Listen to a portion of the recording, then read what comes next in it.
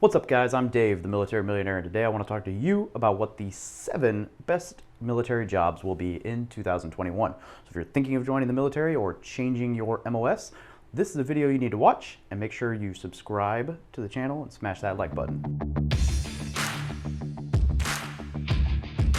I'm going to be counting down for this video, so make sure you hang out till the end to hear all of them, starting off with number 7, which is combat jobs. And the reason I put this here is because realistically, combat MOSs may not have the best opportunities for you outside of the military. However, they're very fulfilling and they're a lot of fun, right? So people, maybe not all the time, right? They suck a lot of time. But people join the military with the idea of doing jobs like artillery, infantry, whatever you want to consider combat arms, special forces, whatever. And so we have these grandiose ideals of what those are. So I think combat arms are always something worth mentioning here, regardless of the jobs that it technically transfers to outside of the military, because you're going to gain a ton of leadership and confidence and renown. I mean, realistically, these are jobs that people look up to, so there are a lot of intangible benefits that will carry over, and that's why I think it deserves to be on the list. Number 6 is PX operations, and I don't actually know what this is called in every other branch of the service, but in the military we call them PX Marines, but basically they're the people who run your personal exchanges and your commissary and all these different things on base. Now in the Marine Corps, you have to be a sergeant or a staff sergeant to lateral move into this MOS, so it's not something you can do right out of the gate. But this is really cool if you have any desire to do anything in retail or in a shopping center or working in a big store, because you're actually going to be running the supply chain and the store and hiring and firing and all that stuff on base. So it's a really cool opportunity for you to get knowledge in running one of those stores. So if you ever think about owning a franchise after the military or any of these different operations, this is a great opportunity for you. Number 5 is embarkation and logistics. Now I threw logistics in there because I just want to say motor T, my job, whoop whoop. But embarkation and the logistics realm specifically for a couple of reasons. Number 1, if you're a Marine, Embark Marines get promoted like faster than anyone. I mean, it's nuts. Can you breathe?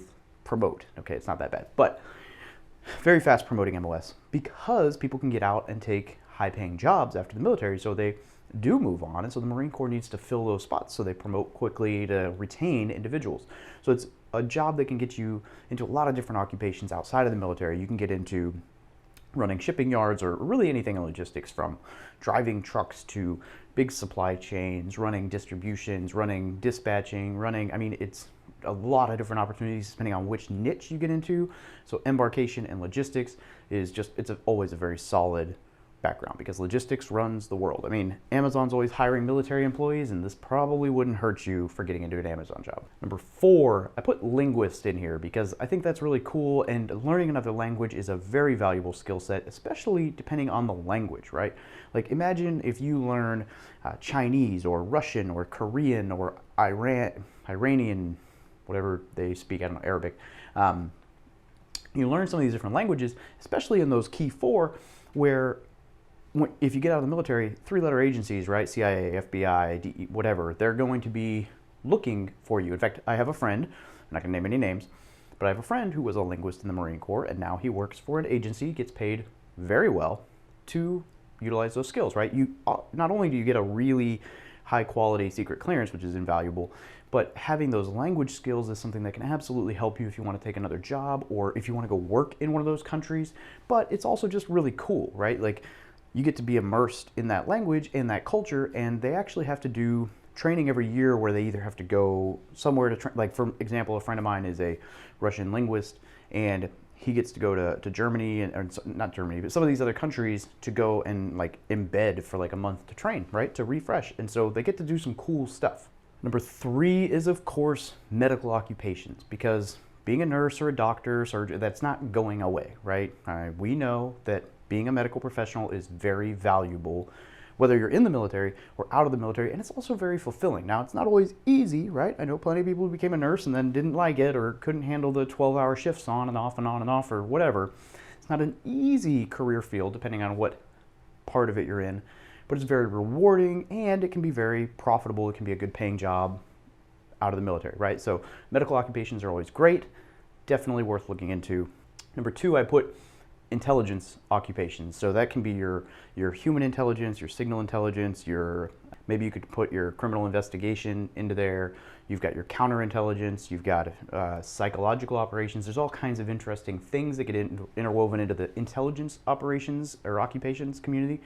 I think this is valuable for a couple of things. One, you get that invaluable security clearance again, which is always great. Two, you're in a job with intelligent people, so that's always a bonus, right? But it's very credible. So if you're wanting to get out and do something with the Central Intelligence Agency or the Federal Bureau of Investigation, being an intelligence occupation prior to that is definitely not going to hurt your chances. And there's all kinds of cool opportunities that will come with this. And you might get to do some cool stuff, right? Like I worked with an Army PsyOps guy in Afghanistan who had a big beard, and his name was Jeff. You know, we never even knew who he was half the time. Super cool dude, and just a lot of really cool things you can do in the intel community. All right, and the number one job, military job, that you should consider joining in 2021 is anything in the cyberspace. Cyber is exploding, both in the military and out of the military. And the more technologically advanced we become and the more things move online, the more important cyber is going to become. This can be, I don't even know half the stuff they do, but I tried to move into the cyber community last year or 2 years ago when the Marine Corps opened that up. And I just, I hadn't been in a cyber or an intelligence command before, so I didn't have the prereqs to join, but just a lot of opportunities in the cyberspace, right? They're always busy for one. They're always busy, but you get a lot of cool training. You get to stay stateside, right? You don't, if that's what you want. You're not necessarily going to be in another country as much, I don't think, because you can do it remotely. It's all cyber. Honestly, don't quote me on that. I might be wrong. They may actually embed. I have no idea. But cyber operations is something that is very valuable in the military. A lot of career opportunities there because it's a growing part of the military. But outside of the military, we're talking six-figure jobs all day long with your security clearance and your skill set. You will absolutely not have to worry about being able to find a job. So if you want to do something in the online world or cyber world, these MOSs are absolutely worth looking into. Keep in mind that you will need to get a decent score on the ASVAB to qualify for any of the cyber jobs. So if you want to check out my video on ASVAB, to study up, absolutely do so. Make sure you subscribe if you got something out of this video. Smash the like button and comment down below which of these you think was the most interesting or what you think I missed. If you think there's a job that I missed that's actually more important or more valuable to join in 2021 or this year, put it in the comments.